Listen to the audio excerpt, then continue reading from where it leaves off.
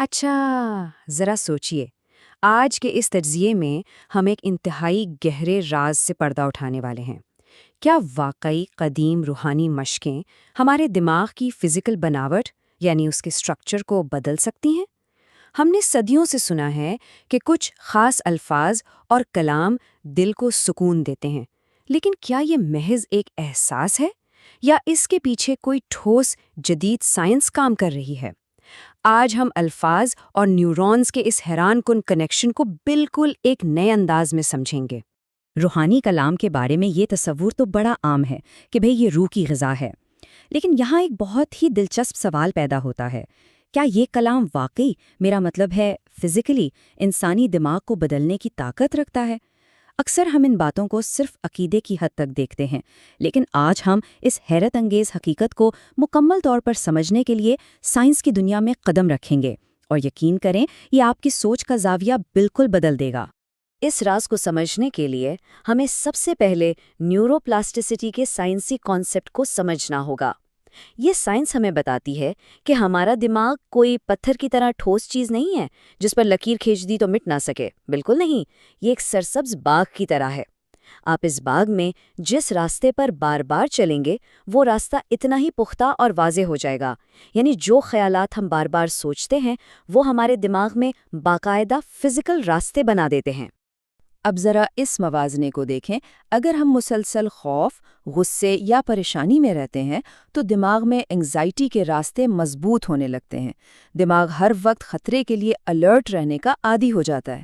لیکن اس کے بالکل برعکس، اگر مسلسل امید، سکون اور یقین کی باتوں پر توجہ دی جائے تو دماغ سکون کے لیے بالکل نئے اور طاقتور نیورل سرکٹس بناتا ہے۔ یہ ایک ایسی خاموش ٹریننگ ہے جو ہم روزانہ انجانے میں اپنے دماغ کے کر رہے ہوتے ہیں۔ اور اسی لیے نیورو سائنس کا ایک بڑا ہی مشہور اور بنیادی اصول ہے، جو نیورونز ایک ساتھ فائر ہوتے ہیں وہ ایک ساتھ وائر ہو جاتے ہیں۔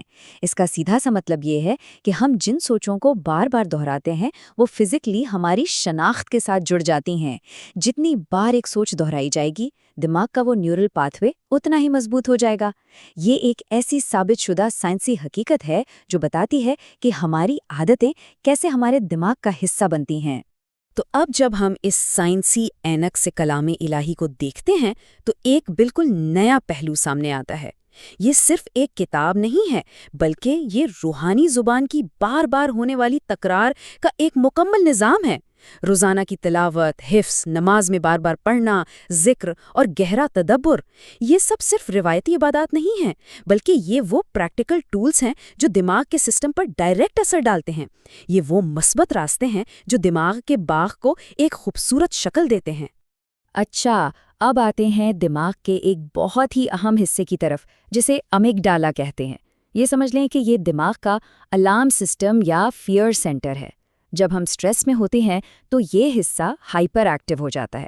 ذرا سوچئے، رات کو دیر تک فون پر بری خبریں سکرول کرتے ہوئے ہم انجانے میں اسی حصے کو ٹریگر کر رہے ہوتے ہیں، اور اسی وجہ سے دل گھبراتا ہے، نیند اڑ جاتی ہے اور اوور تھنکنگ کا ایک نہ رکنے والا سلسلہ شروع ہو جاتا ہے۔ اور یہاں ماڈرن سائنس ایک حیران کن بات بتاتی ہے۔ امیگڈلا کو شانت یعنی پرسکون کرنے کے جو طریقے سائنس آج مانتی ہے، جیسے ایک خاص ردم، گہرے معنی، غور و فکر اور تکرار، کیا آپ نے نوٹ کیا؟ یہ بالکل وہی بنیادیں ہیں جن پر اس مقدس کلام کی تلاوت قائم ہے نا کمال کی بات؟ سائنس آج جو حل ڈھونڈ رہی ہے وہ صدیاں پہلے ایک روحانی مشق کا لازمی حصہ بن چکا تھا۔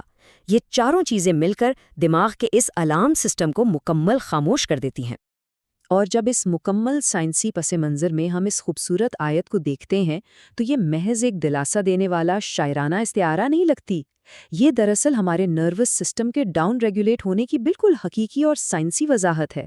یہ آیت ہمیں بتا رہی ہے کہ سکون کوئی خیالی چیز نہیں ہے، بلکہ یہ ایک بایولوجیکل حالت ہے جو مسلسل ذکر سے پیدا ہوتی ہے اور دماغ کو ہائی الرٹ موڈ سے نکال لاتی ہے۔ یعنی سچائی یہ ہے کہ یہ کلام ہمیں صرف معلومات نہیں دے رہا، یہ ہمارے نروس سسٹم کو ایکٹیولی ریگولیٹ کر رہا ہے تاکہ سٹریس کا رسپانس جسمانی طور پر کم ہو سکے۔ یہ دل کی دھڑکن کو نارمل کرتا ہے، سانس کی رفتار کو ہموار کرتا ہے اور دماغ کو سیدھا سگنل دیتا ہے کہ اب وہ خطرے سے باہر ہے۔ یہ جسم اور روح کا وہ کنیکشن ہے جو واقعی انسان کو اندر سے پرسکون کر دیتا ہے۔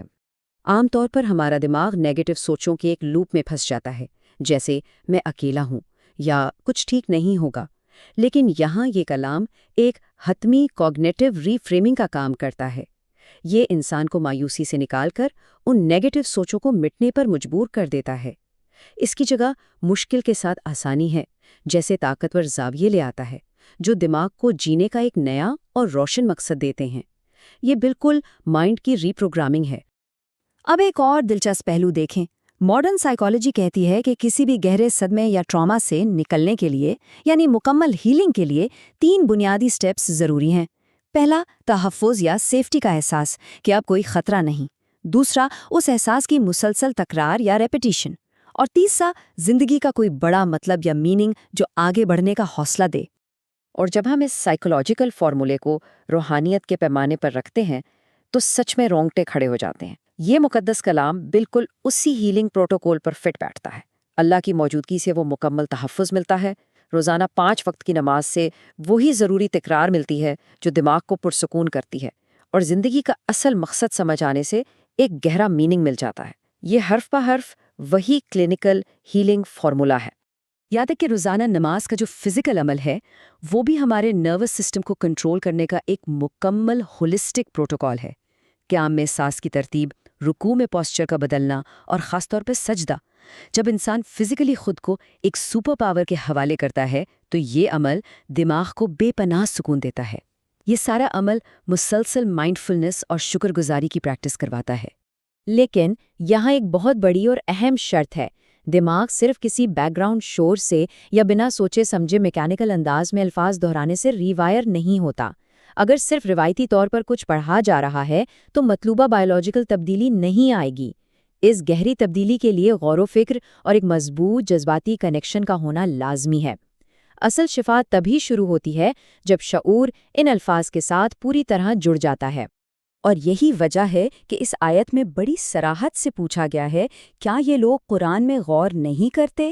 یہ تدبر یا ایکٹیو ریفلیکشن محض ایک مشورہ نہیں ہے، بلکہ یہ تو وہ بنیادی چابی ہے جو اس حقیقی روحانی اور نیورو بایولوجیکل ٹرانسفارمیشن کے دروازے کھولتی ہے۔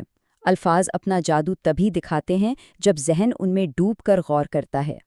تو جب ہم ان تمام باتوں کا نچوڑ نکالتے ہیں تو اس کلام کی ایک ایسی تصویر سامنے آتی ہے جو محض ثواب کمانے کی روایتی سوچ سے بہت آگے ہے۔ یہ دراصل ایک مکمل ہیلنگ مینول ہے۔ یہ ایک ایسی تھاٹ تھیراپی ہے جو خاموشی سے لیکن پرماننٹلی ہماری شناخت کو ریسیٹ کر دیتی ہے۔ اسے ہم بلا شبہ اسپرچول نیورو سائنس کی بہترین اور عملی مثال کہہ سکتے ہیں۔ اب اس شاندار تجزیے کو سمیٹتے ہوئے ہمیں خود سے ایک بہت ہی چبھتا ہوا سوال کرنا ہے۔ اگر سوشل میڈیا کا بے مقصد استعمال اور اسکرین کو اسکرول کرنا واقعی ہمارے دماغ کے راستوں کو فزیکلی بدل کر ہمیں اینگزائٹی دے سکتا ہے، تو کلام الہی ہمیں شفا کیوں نہیں دے سکتا؟ سوچنے کی بات یہ ہے کہ ہم روزانہ شعوری طور پر اپنے دماغ کو کس چیز سے ری وائر کرنے کا انتخاب کر رہے ہیں۔ کیا ہم خوف چن رہے ہیں یا سکون؟ یہ فیصلہ صرف اور صرف ہمارا ہے۔